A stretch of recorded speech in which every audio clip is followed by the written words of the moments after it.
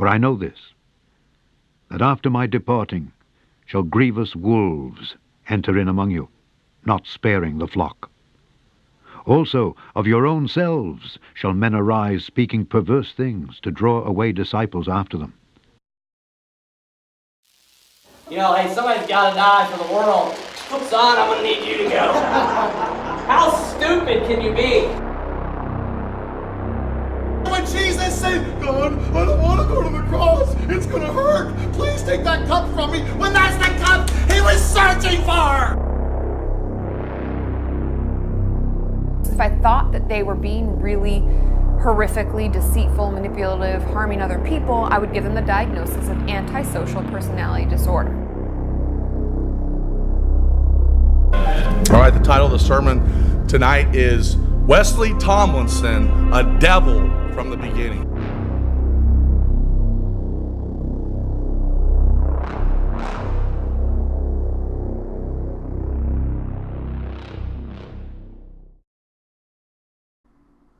This video will be broken down into three main parts.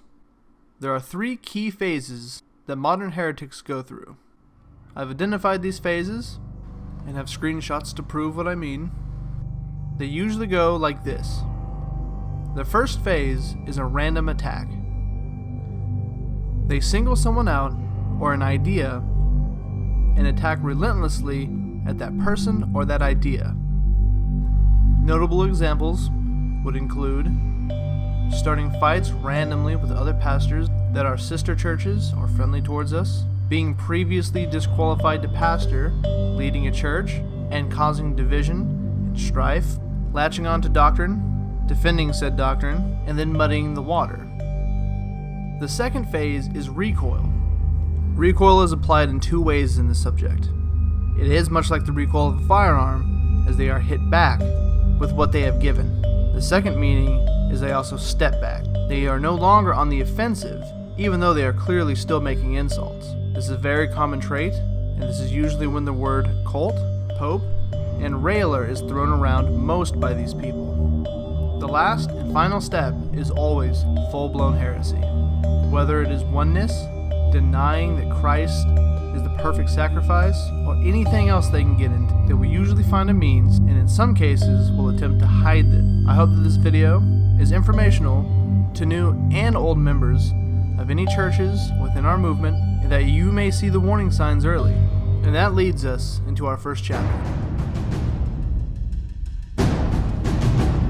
Chapter 1, The Attack.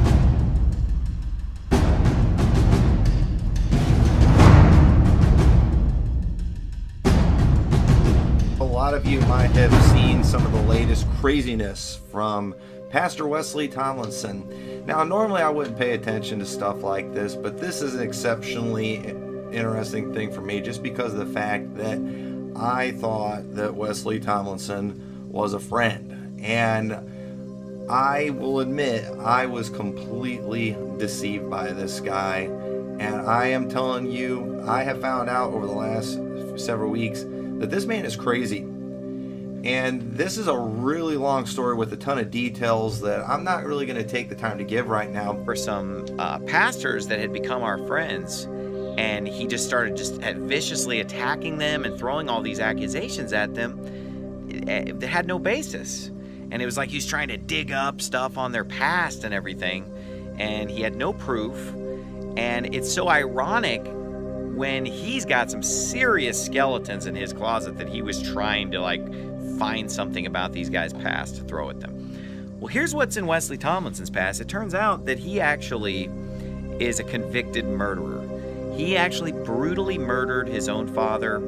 He shot him with a shotgun, and then when he's laying on the floor, mortally wounded in a pool of his own blood, he proceeds to then bash his skull in with the butt of the shotgun until the butt of the shotgun just is to splinters. He just keeps bludgeoning his dad in the head while he's laying face down in a pool of his own blood.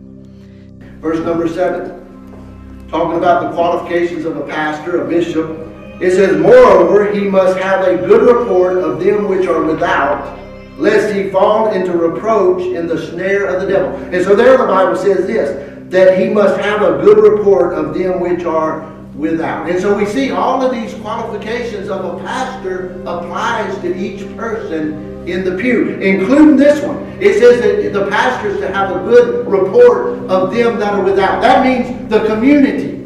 The pastor is to have a good name. The pastor is to be a good report. When they see the pastor, they should think, well, that's a good man. That's a good preacher. They shouldn't have anything bad to say about me. And I first heard about this guy less than a year ago when someone first told me that this pastor is, standing with us. He's reaching out to us. He wants to be our friend. He believes like us. And, so my reaction was, great. That's great to hear that, another pastor is preaching the truth. So anyway, he ended up coming and preaching at our Bible Prophecy Conference last November. And just within a few months, it became obvious that this guy was a complete psycho. It turned out he'd even, while he'd been at the conference preaching for us, had been, going behind our back and getting together with people that we'd thrown out of the church and conspiring with them. And he had all these fake YouTube accounts and alter egos. The psychopath's relations with others are superficial, surface, very, very little depth, mostly style over substance. And the idea is to impress other individuals, to somehow put them in a position where you can manipulate them and so forth. Now, I want to read you the description that they give in the DSM because I think it does the best. It's the best description available for this. And it goes like this. It says that antisocial personality disorder is a pervasive pattern of disregard for and violation of the rights of others that begins in childhood and continues on into adulthood. This pattern has been referred to as psychopathy and sociopathy. So that's the thing I love about the DSM is it gives us some information to kind of work around. Like it's also been called this, people have done this, people might say this is a milder form of something, but it's really not. But the most important thing to remember about people who have this diagnosis is that manipulation and lying is the core of their issue.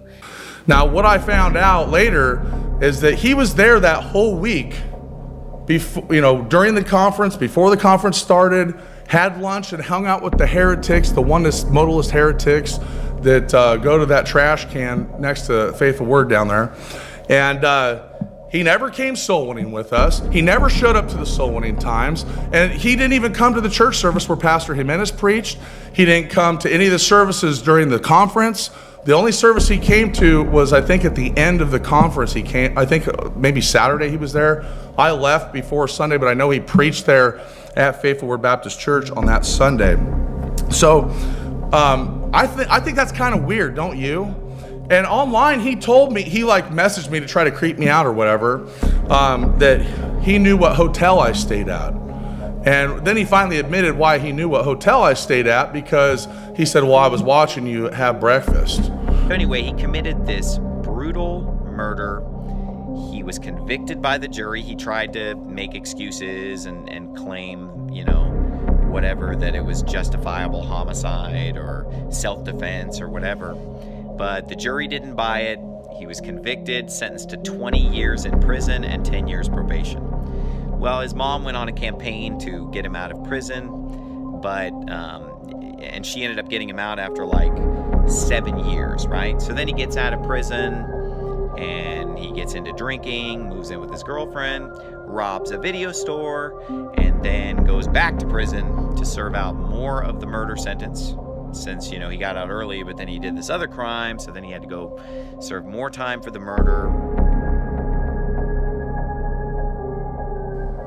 John Venables is another famous child murderer. In the early 1990s, with a friend, he killed a 2-year-old boy at only the age of 10. Since getting out of prison, John, just like Wesley, has had criminal encounters beyond just this.